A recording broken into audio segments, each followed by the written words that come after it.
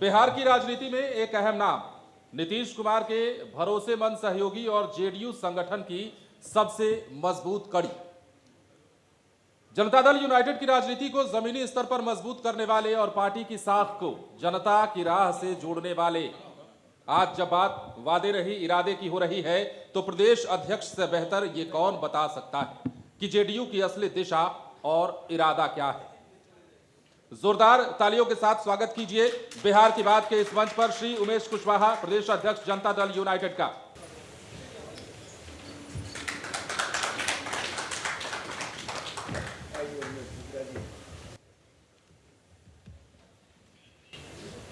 बहुत बहुत स्वागत है उमेश कुशवाहा जी आपका लाइव सिटीज़ के इस विशेष कार्यक्रम में। और हम लोग आपके साथ बातचीत की शुरुआत इस बात से करेंगे कि जो एनडीए है, एनडीए की आमतौर पर यह होता है कि एनडीए की तरफ से उम्मीदवार जल्दी घोषित होते हैं, सीट शेयरिंग जल्दी होता है, सारी चीज़ें जल्दी होती हैं, आप लोग आगे आगे चलते हैं। अभी कितना आगे निकले? अभी इंडिया ब्लॉक की तैयारी दिख रही है, वो लोग सड़कों पर निकले, आंदोलन किया। आप लोगों का अभियान कहाँ तक पहुँचा है? चुनाव की क्या तैयारी है? सीट बंटवारे को लेकर के आप लोगों की क्या योजना है? आप यहाँ से अपनी बात कहें, फिर हम लोग और सवाल आपसे पूछेंगे। पहले तो धन्यवाद, आपने बुलाया। और जो आपका प्रश्न है, तो आप जान लीजिए इसमें हम यही कहना चाहेंगे कि समय जब आएगा तो अपने आप लोग जान जाइएगा। और अभी सीट बंटवारा को लेकर ये जल्दीबाजी होगी हमको कुछ कहना। और हम ये जरूर हम कहेंगे यह बात स्पष्ट रूप से कि हमारे एनडीए में एकजुटता है, पूरे मजबूती के साथ, चट्टानी एकता के साथ हम लोग एक साथ हैं। और सीट का कोई माने नहीं रखता है, समय पर सब तय हो जाएगा। नहीं, बाकी तैयारियां चुनाव की, चुनाव में हम लोग तो हर रोज चुनाव की तैयारी करते रहते हैं। हम लोग आचार संहिता की इंतजार नहीं कर रहे हैं। हम लोग जो है चुनाव को जो है जमीनी स्तर पर हमारे एनडीए हर कार्यकर्ता लगे हुए हैं और हर रोज चुनाव की तैयारी में हम लोग लगे हुए हैं। कुशवाहा जी, एक सवाल आपसे अहम सवाल है। आप जो प्रदेश अध्यक्ष बने जनता दल यूनाइटेड के, तो वो उसमें आपका जो अध्यक्ष बनना कहीं ना कहीं लॉ-कुश कॉम्बिनेशन को मजबूत करने की कवायद है। और इसमें ऐसा लगता है कि 2025 का जो विधानसभा चुनाव होगा उसमें किस तरीके से यह लॉ-कुश कॉम्बिनेशन मजबूत होकर के उभर के आएगा, यह आप बता दीजिए। मैं आपको विनम्रतापूर्वक कहना चाहता हूँ कि पहले तो यह है कि जिससे आप समीकरण की बात करते हैं, हमें 10 जनवरी 2021 को मनोनयन किया गया और मैं पार्टी के प्रदेश अध्यक्ष हूँ। हमारी पार्टी कोई एक वर्ग की पार्टी नहीं, समाज के हर तबके की हमारी पार्टी सब लोग को, समाज के हर वर्ग को लेकर चलती। हमारे नेता का जो है उसके अनुरूप, जो आप सामाजिक समीकरण का हवाला दे रहे हैं, उसका अनुरूप हमारे नेता नहीं। हमारे नेता समाज के सभी वर्गों के लिए काम करते हैं। तो हम तो सभी समाज के सभी वर्गों के प्रति हमारी सम्मान है, हम सबों के लिए। और खासकर जो कुशवाहा समाज की, जब लव-कुश समाज की जो बात कर रहे हैं, तो लव-कुश समाज कोई एक समाज से मुख्यमंत्री 20 वर्ष तक के नहीं रह सकते। और 20 वर्ष से हमारे नेता इस राज्य का मुख्यमंत्री, तो समाज के सभी वर्गों का मिलना है उनको सम्मान, और सब लोग उनको। और हमारी जहाँ तक के कुशवाहा समाज की बात करते हैं, लव-कुश समाज की बात करते हैं, तो लव-कुश समाज का अपना परिवार जनता दल यूनाइटेड ही है। और पूरे पहले भी था, आज भी है और आगे भी रहेगा, और कोई टस-मस होने की बात नहीं। अच्छा, ये इसमें सवाल रवि जी आगे सवाल पूछेंगे, इसमें एक सवाल मेरा सप्लीमेंट्री क्वेश्चन समझ लीजिए आप।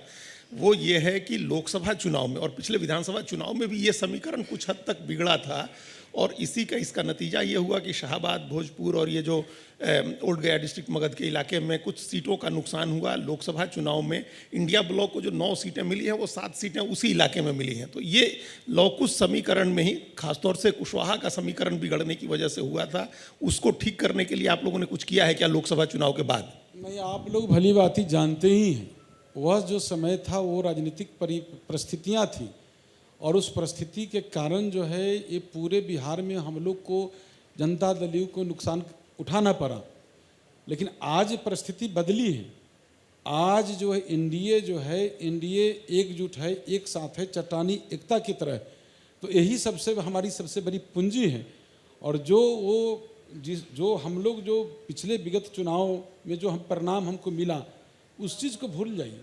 अब जो है बेहतर परिणाम, माने हम लोग बेहतर परिणाम की ओर है और बेहतर होगा। लोकसभा चुनाव की बात हम कर रहे हैं, लोकसभा चुनाव, विधानसभा चुनाव का तो है, उस पर हम आएंगे आपके साथ। लेकिन ये जो समीकरण बिगड़ा, ये अभी सवाल हमारे ज्ञानेश्वर जी ने पूछा भारतीय जनता पार्टी के जो साथी आए थे ऋतुराज सिन्हा जी से भी, कि उस लोकसभा चुनाव में बीजेपी को भी नुकसान हुआ। आरा, बक्सर, काराकाट, ये तमाम इलाके आपके हाथ से निकल गए। उसको ठीक करने के लिए क्या योजना है कि वो वैसी कोई कमी न रह जाए? देखिए, लोकसभा चुनाव का अभी कुछ जगह पर ऐसा हुआ, तो हम लोग उसको ज़मीनी स्तर पर हम लोग देख रहे हैं। संगठन जो है, जहां हमारी कमी हुई, जिस तरह आप लोगों ने देखा है कि विगत जो अभी हमारी विधानसभा का जो उपचुनाव हुआ, तो उपचुनाव में जो हम लोग ने बेहतर प्रदर्शन किए, जहां हमारा जो समीकरण नहीं था, हमारा कहीं आधार वोट नहीं था, वैसे भी जगह पर, वैसे जो 34 बरस से जो हमारा कब्जा किसी और के कब्जा में था, वैसे सीट को भी हम लोगों ने लेने का काम किया। बेलागंज जैसे सीट। तो आप वो परिस्थिति बदली, पहले की परिस्थिति में आज की परिस्थिति में, और दिन पर दिन हमारी जो एनडीए का जो एकजुटता है बेहतर हो रही है, और बेहतर साथ हम लोग चल रहे हैं। बड़ी मजबूती के साथ हम लोग बेहतर प्रदर्शन करेंगे। कुशवाहा जी, एक सवाल आपसे। अभी इन दिनों राजनीति में बहुत जोर शोर से चल रहा है कि जनसुराज के सूत्रधार प्रशांत किशोर, जिसे पीके कहते हैं, कभी आपकी पार्टी में नंबर 2 का ओहदा रखा करते थे। उन्होंने कहा है कि इस बार के विधानसभा के चुनाव में जनता दल यूनाइटेड को 25 सीट ही मिलेगी, उससे अधिक नहीं मिल सकती। ये एक बड़ी बात है, तो इसका आपके पास में क्या जवाब है? देखिए, भविष्यवाणी करने वाले लोग अपने भविष्य के बारे में चिंता करें। आप जब उठा के देखेंगे प्रशांत किशोर जी का जो लोकसभा चुनाव के टाइम के भाषण और विधानसभा उपचुनाव के टाइम के जब उनके स्पीच को देखेंगे, सुनेंगे, वीडियो देखेंगे, तो आपको लग जाएगा, पता चल जाएगा। चुनाव का परिणाम आने के बाद उनकी जो उम्मीदवार को हम लोग दूरबीन से भी खोजते हैं तो नहीं मिलती। अब रही बात अपने लिए, वो चिंता करें। ये जनता दल यूनाइटेड और जो हमारा एनडीए है, एनडीए के भविष्यवाणी न करें। हम लोग तो पूरे, आप जान लीजिए कि पूरे मजबूती के साथ, एकजुटता के साथ हम लोग हैं।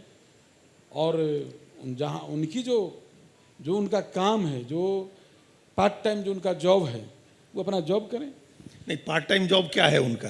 पॉलिटिक्स। आप नहीं, जो आप लोग जानवे करते हैं। अभी इसको नहीं, मतलब उनका चुनाव प्रबंधन वाला काम पार्ट टाइम है या चुनाव लड़ने वाला काम पार्ट टाइम है? आप देख लीजिए, हमने तो कह दिया ना कि हमारा जो एक ही संकल्प है, और उस संकल्प के साथ हम लोग हैं। और भविष्यवाणी करने वाले के क्या करिएगा? अभी विगत लोकसभा चुनाव के पहले, विधानसभा के उपचुनाव के पहले हमारे नेता के बारे में, हमारी पार्टी के बारे में तरह तरह के लोग भविष्यवाणी कर रहे थे। क्या परिणाम हुआ सब लोग जानते हैं। तो आप उनको, उनकी जनसुराज पार्टी को जेडीयू के लिए या एनडीए के लिए किस लेवल की चुनौती मानते? कोई चुनौती मानते हैं? हम लोग अहमियत नहीं देते हैं इसको। आप ही लोग मीडिया के साथी जो है अहमियत रखते हैं, तो आप लोग रखिए ना। चुनाव में क्या परिणाम होता है वो तो पता चल ही नहीं जाएगा। नहीं, अब ये बात चली है तो एक बात और आप कह ही दीजिए। जैसे उपचुनाव की आपने बात की, 4 सीटों के उपचुनाव में उनको 10% वोट मिला। एवरेज चारों सीटों पर मिला करके 10% वोट मिला। चिराग पासवान को 5.66% वोट मिला था और जेडीयू की स्थिति 43 पर आ गई थी। आप इस तरह की कोई चुनौती प्रशांत किशोर से देख रहे हैं या नहीं देख रहे हैं? कोई चुनौती नहीं। बिहार की जनता ने साबित कर दिया। जो लोकसभा का परिणाम आया, लोकसभा के परिणाम से जो विधानसभा का आंकड़ा निकल कर आया, उसमें 177 सीट पर एनडीए बढ़त में रही, मात्र 66 सीट पर महागठबंधन वाले लोग रहे। तो बिहार की जनता अपना मन मिजाज बता दिया है कि बिहार की जनता क्या चाहती। अब दूसरे प्रतिद्वंदी की बात करें, जो आपका मुख्य प्रतिद्वंदी है इंडिया ब्लॉक, जिसमें राष्ट्रीय जनता दल, कांग्रेस पार्टी और लेफ्ट की 3 पार्टियां हैं। इन पार्टियों ने अभी SIR को लेकर के, जो स्पेशल इंटेंसिव रिवीजन हुआ मतदाता सूची का, उसको लेकर के 2 हफ्ते की यात्रा की और कल ही पटना की सड़कों पर एक मार्च किया। इस SIR के जो आरोप लग रहे हैं वोट चोरी के, आप उसको कैसे देख रहे हैं और इस यात्रा के असर को आप किस तरह से देख रहे हैं? देखिए, हम लोग का तो स्पष्ट स्टैंड है, साफ। हमारी पार्टी का कहना है, हम लोग का मानना है कि कोई एक व्यक्ति का मतदाता सूची में नाम छूटे नहीं, कोई फर्जी मतदाता जुटे नहीं। लेकिन उन लोग को मैं पूछना चाहता हूँ, हम लोग तो लगातार जो है मतदाता सूची पुनरीक्षण कार्य को लेकर हम लोग ने पार्टी के कई कार्यक्रम किए, जागरूकता को लेकर साइकिल मार्च किए हम लोग, और जो भी कार्यक्रम हुआ कई बार हम खुद स्वयं जो वर्चुअल के माध्यम से लोगों को बूथ स्तर तक के हम लोग ने जानने का कोशिश किया और उस पर हम लोग अभियान चलाया एक बूथ पर।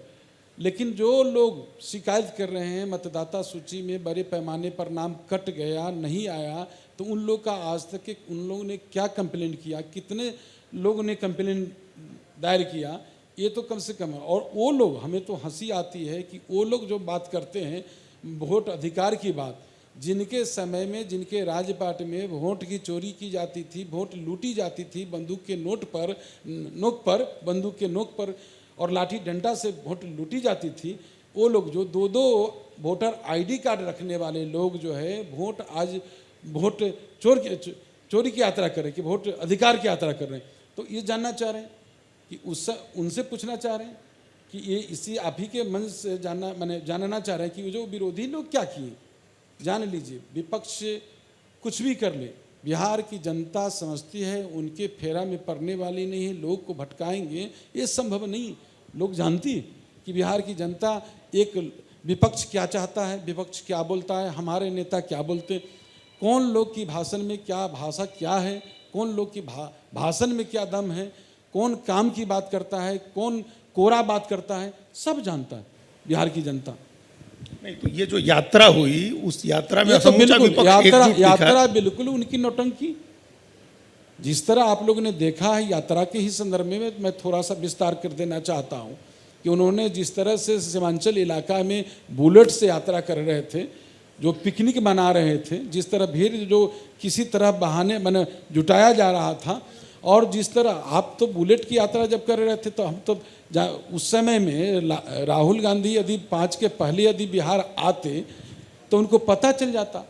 बुलेट तो यात्रा छोड़ दीजिए, रोड तो था ही नहीं, बुलेट भी उनको चोर बाजार मंडी में मिलता बुलेट, और बुलेट खरीदने की भी कल्पना छोड़ देते।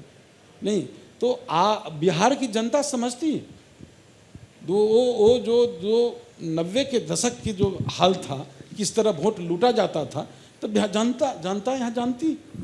नहीं तो आप कह रहे हैं कि ना प्रशांत किशोर से चुनौती है, ना इंडिया ब्लॉक से चुनौती है, कोई चुनौती नहीं। बिल्कुल ठीक है। अब कुछ सवाल है जो बड़े संक्षिप्त जवाब के लिए रैपिड फायर राउंड जिसको हम लोग बोलते हैं, हमारे रवि जी आपसे पूछेंगे, उनका जवाब आपको देना है। उमेश जी, पहला सवाल आपसे है, 2025 विधानसभा चुनाव में जेडीयू कितनी सीटें जीतने का लक्ष्य रखती है? हम लोग का एक ही संकल्प है, एक ही लक्ष्य है, 2025 में 2 से 25 फिर से नीतीश। और हमारे ऊपर भी जो जवाबदेही है प्रदेश अध्यक्ष की हैसियत से, हम लोग का यही संकल्प भी है। बीजेपी के साथ सीट बंटवारे में जेडीयू की प्राथमिकता क्या है? नहीं, सीट बंटवारे की चिंता, हमारा बीजेपी का जो संबंध है कोई आज से नहीं।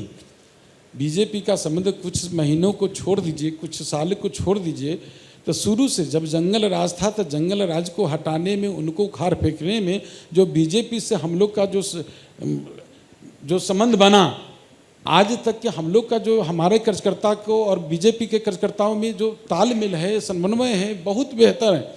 इस चीज़ को छोड़ दीजिए, आपस की जो हम लोग जो सार्वजनिक मंच पर हम लोग ये शेयर नहीं कर सकते हैं कि हमारी सीट की क्या है।